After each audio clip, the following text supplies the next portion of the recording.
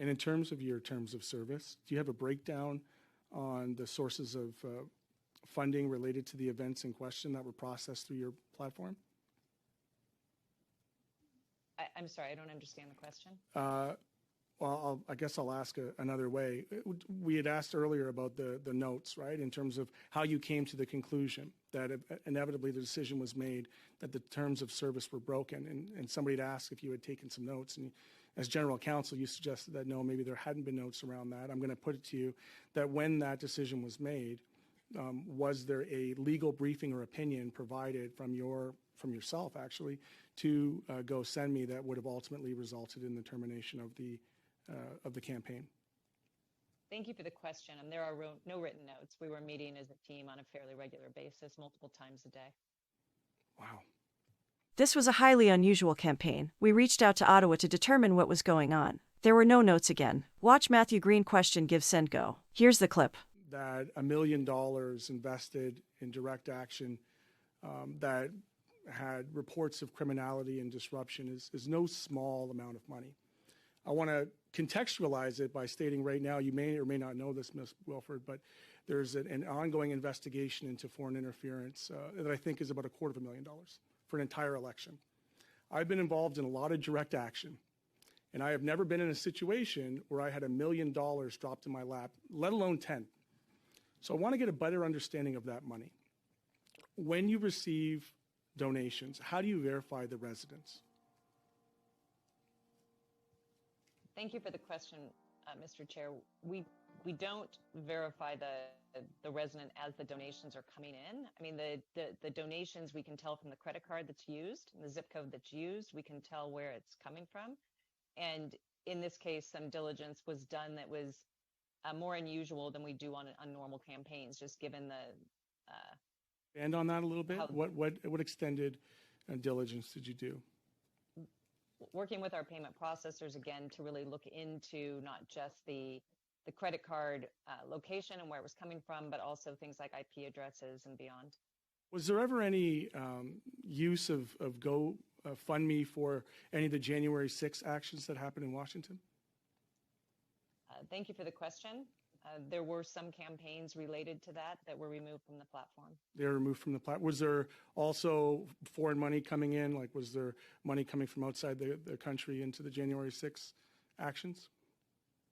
Thank you for the question. I don't know any of the specifics of the funding of those campaigns. Okay. And I want to just state for the record again, because I know earlier on there was some challenge that you had with some of the information that we requested.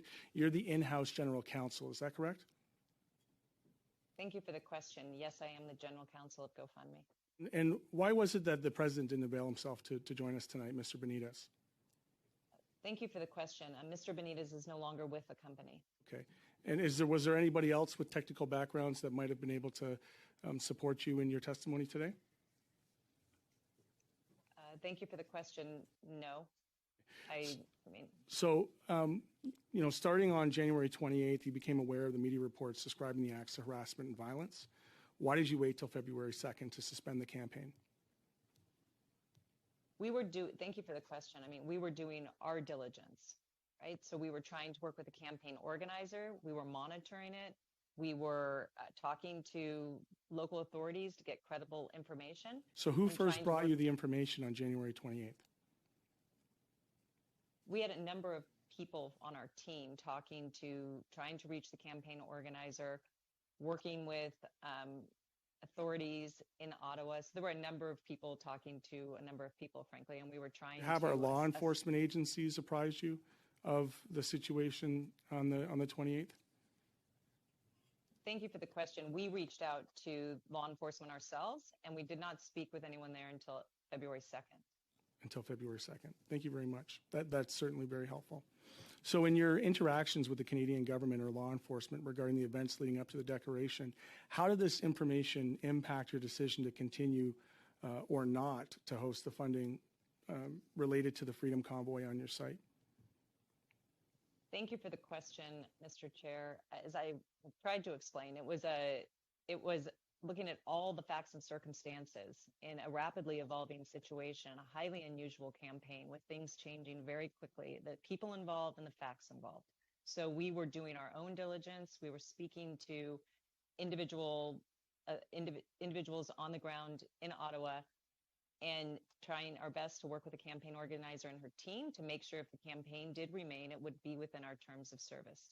And in terms of your terms of service, do you have a breakdown on the sources of funding related to the events in question that were processed through your platform?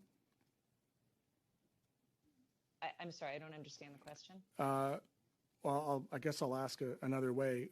We had asked earlier about the notes, right, in terms of how you came to the conclusion that inevitably the decision was made that the terms of service were broken. And somebody had asked if you had taken some notes. And as general counsel, you suggested that no, maybe there hadn't been notes around that. I'm going to put it to you that when that decision was made, was there a legal briefing or opinion provided from yourself, actually, to GoSendMe that would have ultimately resulted in the termination of the campaign?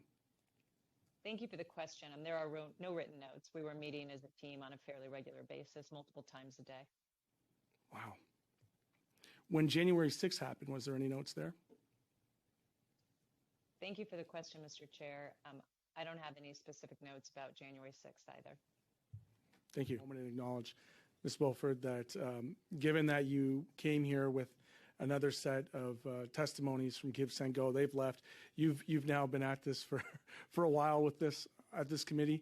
I know that you've also, I think, participated in the inquiry as well, and I thank you for being present. I just want to say that as a chair and as a member of Parliament here for availing yourself to these questions. I know there's going to be results coming out of the inquiry. I'm interested in the course of my future action to begin to think about and contemplate ways in which we can improve upon our laws and regulations and recommendations going back to government that might help us avoid future situations like this. I'm still upset or concerned, actually have deep concern about the thought of $1 million coming from outside the country to a direct action like this. But I'll set that aside for a moment. So since the declaration of emergency, legal changes have been enacted and now require online crowdfunding platforms to report large or suspicious transactions with the Financial Transactions and Reporting Analysis Centre, Canada's financial intelligence unit. How do these regulatory changes impact your business, and what changes have you made to comply with them? Thank you for the question. You are correct that we were required to register with FinTrack following this situation. Our team has now registered and is working with them to provide all of that information, and our policies and internal responses are having to evolve in order to provide the documentation. So as I mentioned before, Stripe was the payment processor here. They're the ones who have the vast majority of the information that FinTrack is interested in. So we're really working with Stripe and the authorities to ensure that we provide them with what they need in our efforts to be a responsible crowdfunding platform. So Stripe would have been the processor, would have verified the origin of the transaction. So when you said that there was visas coming, the first 4 digits would have identified they were Canadian, not American.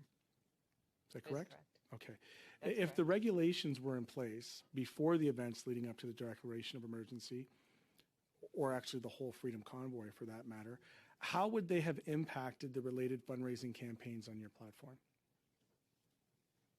Thank you for the question. I mean, even before these regulations, we're still always trying to operate actually above the law, and we are reporting things we see all the time and working with various authorities and our processors. So I actually don't think that it would have. I mean, we are always wanting to be as responsible, as transparent, as helpful as possible. You know, I'd referenced January 6th. We're trying to take away the learnings from this situation, hopefully to provide a report back to Parliament that will improve upon our legislation and, you know, hopefully offset any potential gaps that we might have in our own legislation. So I'm going to ask you just to think about and respond to how the events in question led to any changes in the terms of how your platform carries out risk assessment. We're trying to learn about risk assessment for crowdfunding campaigns. Well, so we always take a risk-based approach, and depending on the donation velocity, the size of the donation, campaign content, the virality of something. So the teams are looking at it from a variety of angles, human reviews, machine learning reviews. And so our practices are always evolving, and we're always learning from these situations as to how to be better and create a more responsible environment for our users. And you'll note that I asked you about the notes. Here in Canada and in the work that we do, we're often trying to draw from primary sources of information. Internally, are you debriefing about this, or is this just an event that has passed and you're moving forward with other operations with this in your rearview mirror? We're always trying to learn from situations and improve our policies and procedures. So we may not have as much written documentation as you would hope, but we are meeting often as a group and continuously improving our approach. You make a commitment to this committee that as you wrap up the inquiry and this particular participation, then your own reflections as general counsel within GoFundMe, that if you do have any reports back to the executive or to your board or whomever you're reporting to on things you may have done differently, learnings or potential gaps in legislation, that you would report it back to us? Thank you for the question. I mean, I think, yes, but I think we believe we handled this campaign in a very responsible fashion, right? We did everything that we could to ensure that it was in compliance with our terms of service. It was extremely unusual in a variety of ways, and ensure in the end of the day that all the funds. I'm going to chair myself. I think I'm out of time.